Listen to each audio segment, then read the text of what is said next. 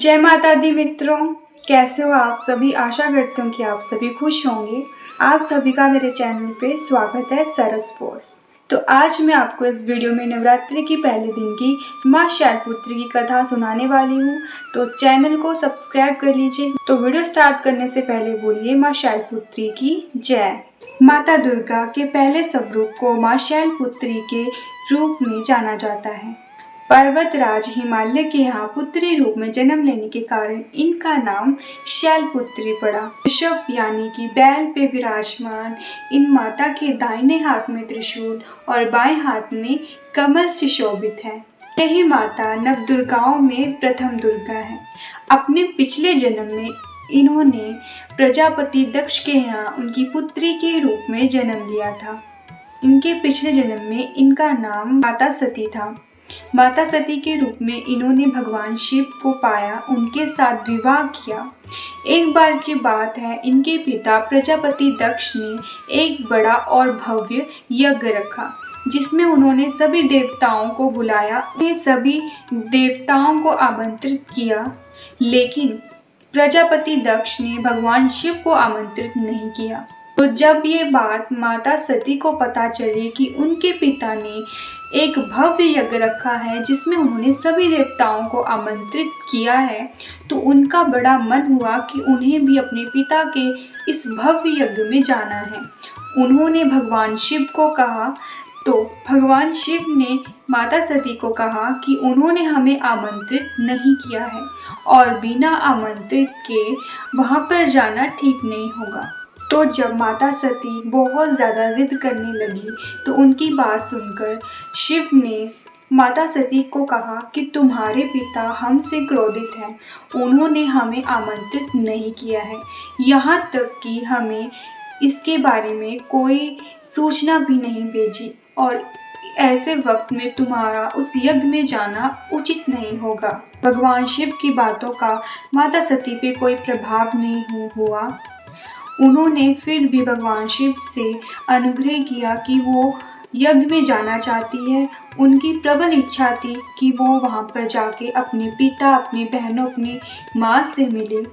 तो ये सब बातें सुन के भगवान शिव ने उनको जाने की अनुमति दे दी और अपने पति यानी कि भगवान शिव से अनुमति लेकर माता सती खुशी खुशी अपने पिता के घर जहाँ यज्ञ था वहाँ पर पहुँची। और वहाँ पर जाकर उन्होंने देखा कि कोई भी उनके साथ प्रेम पूर्वक बात नहीं कर रहा था और ना ही उन्हें कोई सम्मान दे रहा था, सिवाय उनकी माँ के। उनकी माँ ने उन्हें प्रेम और स्नेह दोनों दिया। सती के परिवार वाले उनसे मुंह मोड़े खड़े थे। वहाँ पर उनका तिरस्कार किया जा रहा था और साथ ही साथ उनके पति भगवान शिव का भी। और यहाँ तक प्रजापति दक्ष ने भी भगवान शिव के लिए अपमानजनक शब्द कहे। तब माता सती का मन बहुत दुखी हुआ। उन्होंने कहा कि भगवान शिव ने उन्हें समझाया था, लेकिन मैंने उनकी बात न मानकर एक बहुत बड़ी गलती कर दी और अपने पति के प्रति, भगवान शिव के प्रति अपमानजनक शब्द सुनकर, उनका अपमान देखकर वह बहुत क्रोधित हुई और उन्होंने निर्णय लिया कि जो यज्ञ प्रजापति दक्ष करवा रहा है उसी अग्नि में वह भस्म हो जाएंगे और उन्होंने उसी अग्नि में अपने आप को भस्म कर दिया। इस दुखदमयी दुर्घटना के बारे में भगवान शिव को पता चला तो उन्हें बहुत ज़्यादा क्रोध आया और भगवान शिव के क्रोध ने उस यज्ञ के साथ साथ प्रजापति दक्ष का भी विध्वंस कर दिया। अपने पिछले जन्म सती के रूप में उन्होंने अपना शरीर यज्ञ के अंदर जलाकर भस्म कर दिया और अपने अगले जन्म में उन्होंने शैलराज की यहाँ पुत्री के रूप में जन्म लिया, जिस वजह से उनका नाम शैलपुत्री पड़ा। और इस जन्म में भी उन्होंने भगवान शिव की तपस्या कर उन्हें पा लिया, उनके साथ विवाह किया। हेमवती और पार्वती भी इन्हीं के नाम हैं। देवी शैलपुत्री का विवाह भी शंकर से ही हुआ। पिछले जन्म की तरह इस जन्म में भी भगवान शिव की पत्नी बनी माँ शैलपुत्री।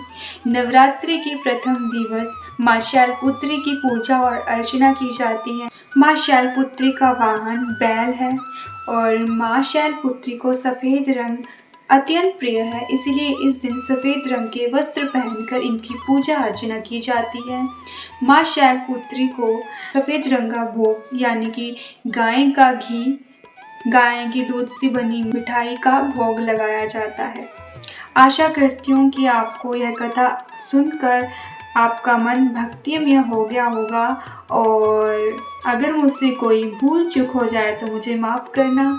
और आने वाले अगले नवरात्रों की कथा सुनने के लिए मेरे चैनल को सब्सक्राइब कर लीजिए, क्योंकि मैं हर नवरात्रि की हर एक कथा आपके साथ शेयर ज़रूर करूँगी।